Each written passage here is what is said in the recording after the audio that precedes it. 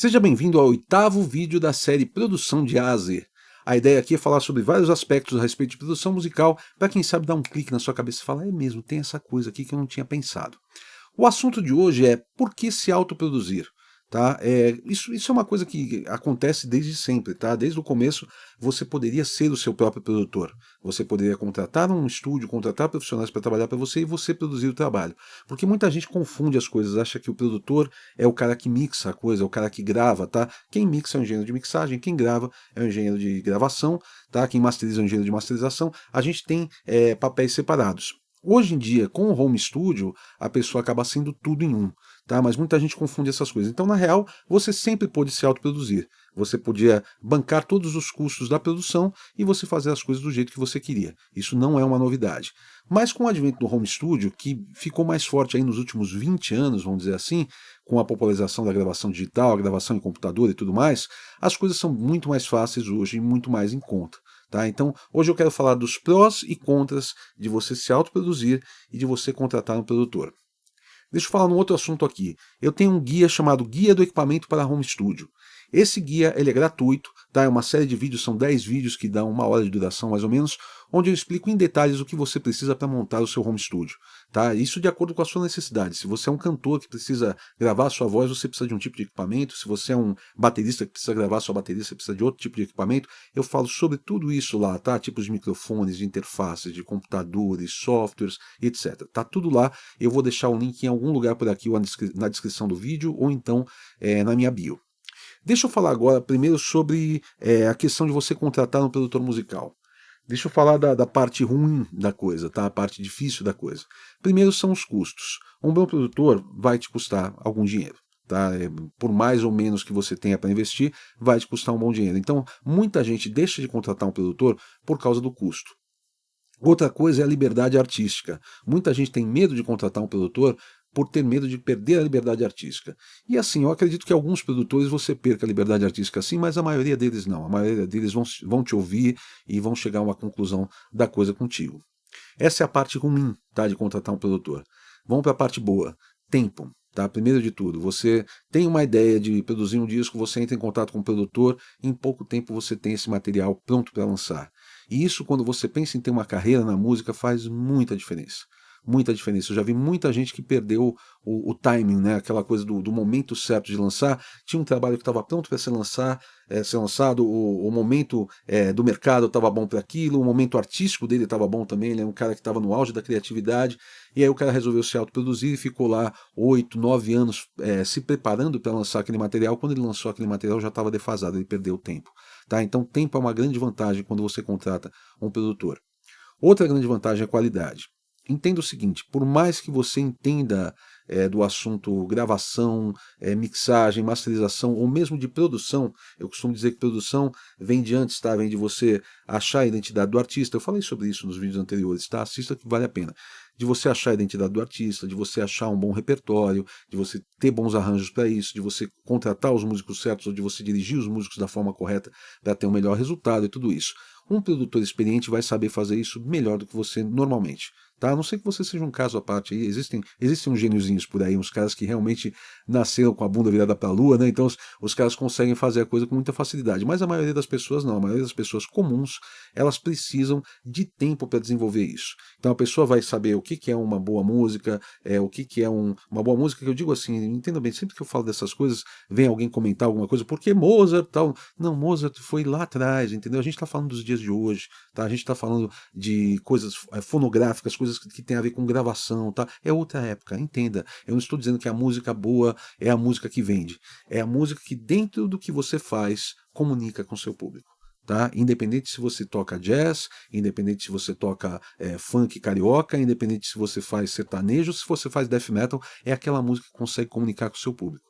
Então, até você de saber o que é uma boa música, a música consegue comunicar bem com o seu público, até você saber o que é um bom arranjo, um arranjo que representa bem aquela música para ela sair bem, você fazer uma gravação dela e ela sair com uma qualidade legal e tudo mais, leva muito tempo. Tá? Então, um produtor vai conseguir fazer isso com você com muito mais facilidade e vai te dar um resultado melhor. Então, se você está procurando qualidade em pouco tempo, contrate um produtor. Tem um custo, mas você contrata um produtor. Deixa eu falar de outro assunto aqui. Eu quero falar sobre o Clube do Onhaia. O Clube do Nhá é uma forma de você contribuir com uma pequena quantia mensal para me ajudar a manter esse canal funcionando, tá? Dá um trabalho fazer essas coisas, parece que não, mas dá um trabalho.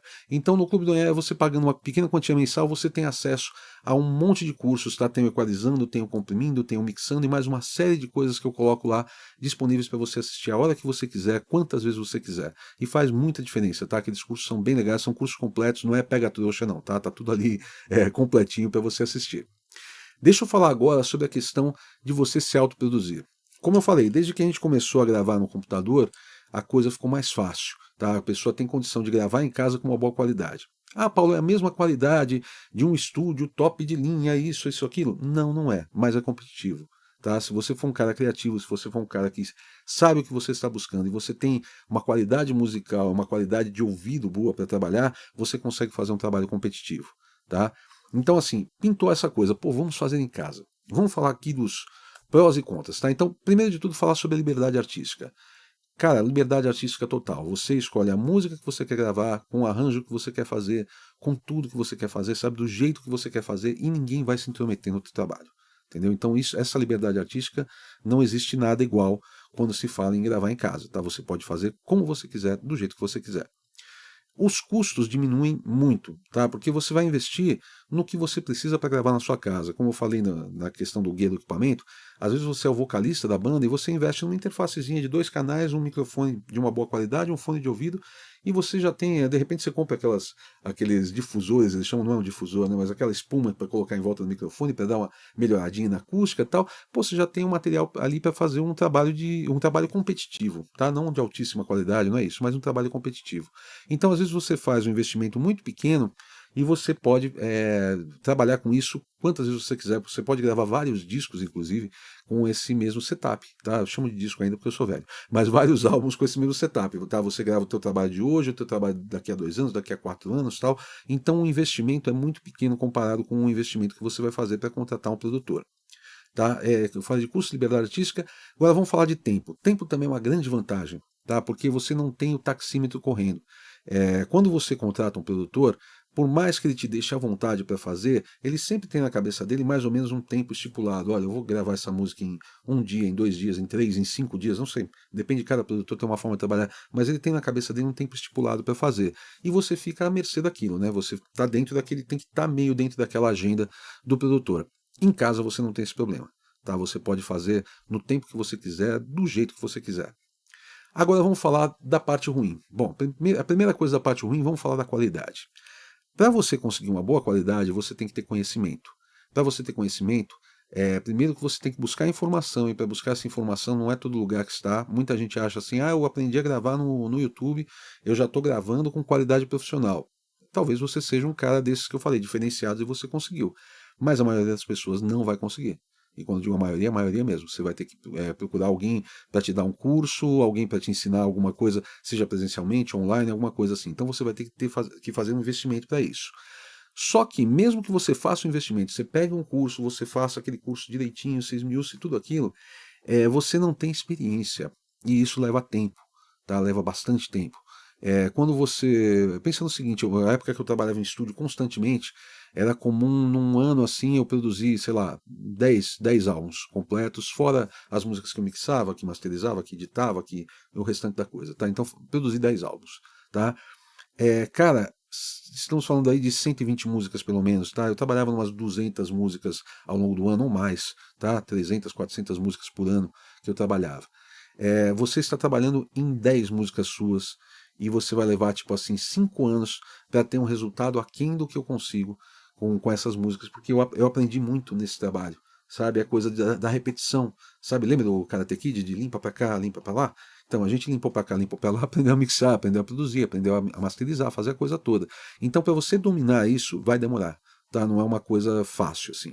Então, se você está pensando em ter uma carreira como músico, eu não diria para você se autoproduza, eu diria para você procurar um produtor. Se você está pensando em curtir a produção, curtir todo o esquema da produção, legal. Então vai nessa porque é divertido mesmo. Tá? Mas leva tempo para você conseguir fazer, demora.